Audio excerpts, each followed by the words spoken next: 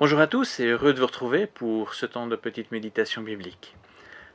Pour parler de la réalisation d'un rêve incroyable, on utilise en français l'expression « décrocher la lune » ou « décrocher les étoiles ». Vous avez pu voir récemment que des milliardaires ont pu s'offrir un voyage de 11 minutes dans l'espace, se rapprochant ainsi littéralement du rêve de décrocher la lune. Ce nouveau tourisme spatial est une illustration tellement frappante du drame humain. Tant d'énergie, tant de moyens pour s'offrir quelques minutes intenses, mais sans lendemain, sans satisfaction durable. Quand un rêve est accompli, le côté grisant passé, on se fixe un nouveau rêve, plus extravagant encore, pour tenter de combler un vide en nous. Certains appellent cela vivre nos rêves et présentent cet idéal comme un bel accomplissement de la vie humaine, oubliant au passage aussi toute idée d'éternité. Pourtant, l'insatisfaction qui demeure après chaque temps fort nous rappelle que cet idéal reste une course futile derrière le vent, et une course limitée aussi dans le temps. Si les moments d'exaltation intense sont notre seule motivation, nous restons sans cesse sur notre faim. Tant que nous ne donnons pas à Dieu en fait la première place dans notre vie, nous aurons toujours cette insatisfaction, cette faim et cette soif d'autre chose. Mais à présent, écoutons ce que Dieu nous dit à ce sujet. Des paroles, vous allez le voir, radicalement différentes de l'exemple que je viens de décrire.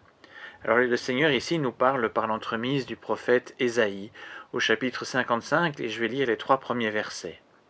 Allons, vous tous qui avez soif, voici de l'eau, venez. Même si vous n'avez pas d'argent, venez, prenez de quoi manger, c'est gratuit. Achetez du vin ou du lait, c'est pour rien. Pourquoi dépenser votre argent pour ce qui ne nourrit pas? Pourquoi vous donner du mal pour ce qui ne vous rassasie pas?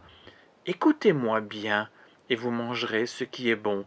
Vous vous régalerez de ce qu'il y a de meilleur. Accordez-moi votre attention et venez à moi. Écoutez-moi, et vous vivrez. Non seulement le Seigneur promet d'apaiser cette faim et cette soif que nous cherchons avec tant de moyens et d'énergie à combler, mais plus encore, il ne demande rien pour nous laisser goûter à ce qui peut vraiment remplir le vide de notre cœur et nous donner la sérénité et la satisfaction que nous recherchons tant. Il ne veut pas seulement donner aussi par quelque chose de médiocre, il veut vraiment nous donner ce qu'il y a de meilleur. Alors, il n'est pas ici question de s'épuiser à courir derrière le vent. Il n'est pas question de s'imposer des contraintes et des sacrifices terribles pour quelques minutes de plaisir. Il est seulement question de remettre Dieu au centre de notre vie, de l'écouter attentivement afin de reconsidérer nos priorités. Le Créateur nous connaît bien. Il connaît nos besoins, y compris nos besoins de moments de détente, des besoins de moments forts, mais pas seulement. Il connaît tous nos besoins, toute la palette de nos attentes, même les plus profondes. Sa parole, pleine de sagesse, nous est donnée pour répondre à cette large palette de besoins. Cela signifie que plus nous nous efforçons d'écouter sa parole, de la mettre en pratique, plus nous éprouverons une véritable satisfaction dans notre vie.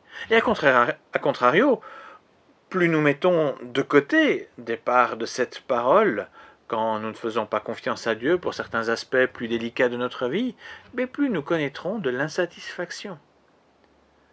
Notre péché surgit quand nous laissons de côté cet appel de Dieu à lui faire confiance pour nous laisser entraîner par des promesses trompeuses d'un plaisir plus grand.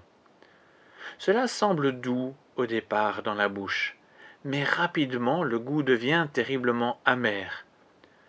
Malheureusement, nous connaissons tous cette expérience désagréable, à des degrés divers selon la place donnée à Dieu dans notre vie. Cependant, notre Créateur nous aime vraiment, et sans cesse il veut nous éviter ces expériences douloureuses de mauvais choix.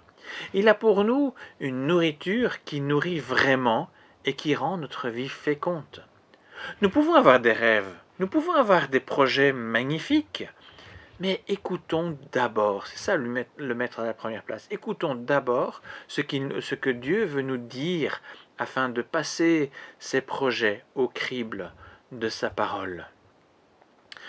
Ce que le Seigneur veut pour nous, en fait, est accessible à tous, est bon aussi pour tous, et pas seulement pour notre petite personne, parce que dans les projets que nous pouvons avoir dans nos rêves, très souvent, nous avons un comportement très égoïste.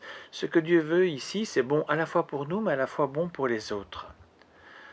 Alors je terminerai donc avec cet appel que nous lisons dans le psaume 34, quelques mots comme ça qui résonnent.